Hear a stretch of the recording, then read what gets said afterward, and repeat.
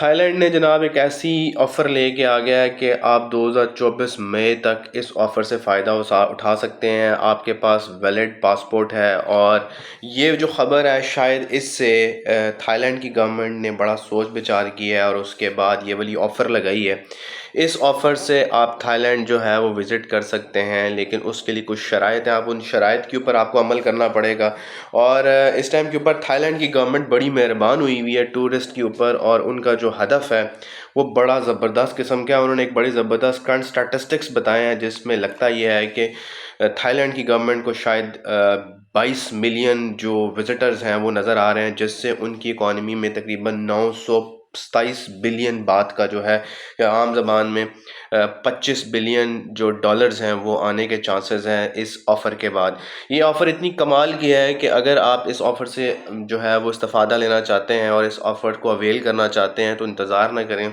और अगर आप थाईलैंड को ट्रैवल हिस्ट्री के लिए यूज़ करना चाह रहे हैं और थाईलैंड को कंसीडर कर रहे हैं 2024 में, और आपको लगता है कि मलेशिया आपको विज़िट वीज़ा तो दे रहा है लेकिन एंट्री नहीं दे रहा, तो आप थाईलैंड जाके मलेशिया एंटर हो सकते हैं। तो एक बड़ा ज़बरदस्त किस्म का मौका है अपनी ट्रैवल हिस्ट्री बनाने का। और इस हदफ के बाद थाईलैंड की गवर्नमेंट ने एक ऐसी अनाउंसमेंट की है कुछ लिमिटेड कंट्रीज़ के लिए, जिनके लिए वीज़ा पॉलिसी उन्होंने इतनी आसान कर दी है कि ये वीज़ा पॉलिसी पाकिस्तान भी इसमें शामिल है, इंडिया भी शामिल है, इसमें वो तमाम कंट्रीज़ शामिल हैं जिनके बराह रास्त जो टूरिस्ट हैं वो थाईलैंड जाते हैं। थाईलैंड की गवर्नमेंट को पिछले साल जो है, ये जो 2023 है अभी गुजर रहा है, ये तकरीबन जो सितंबर तक तकरीबन 1 से 1.5 लाख के करीब टूरिस्ट जो हैं वो थाईलैंड में एंटर हुए हैं, और उससे थाईलैंड की इकॉनमी को बड़ा ज़बरदस्त किस्म का फ़ायदा हुआ है।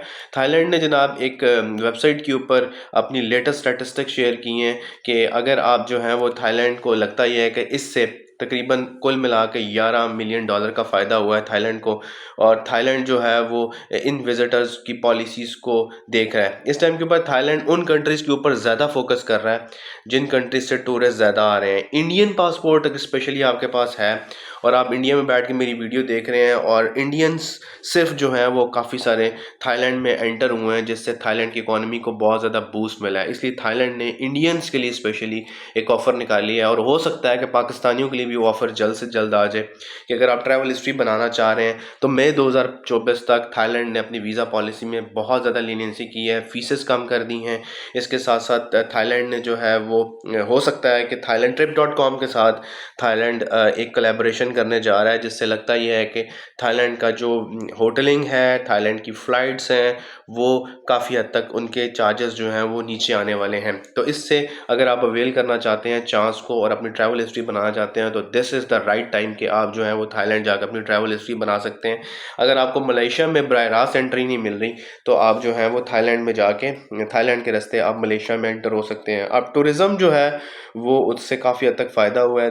कोविड के बाद शायद ये सबसे बड़ा ऐलान है थाईलैंड गवर्नमेंट की तरफ से, जो कि लगता ही है कि थाईलैंड को उसको बहुत सारा फ़ायदा होना चाहिए। अगर आपके पास पाकिस्तानी पासपोर्ट है, अगर आपके पास इंडियन पासपोर्ट है, तो आप इस ऑफ़र से मई 2024 तक फ़ायदा ले सकते हैं।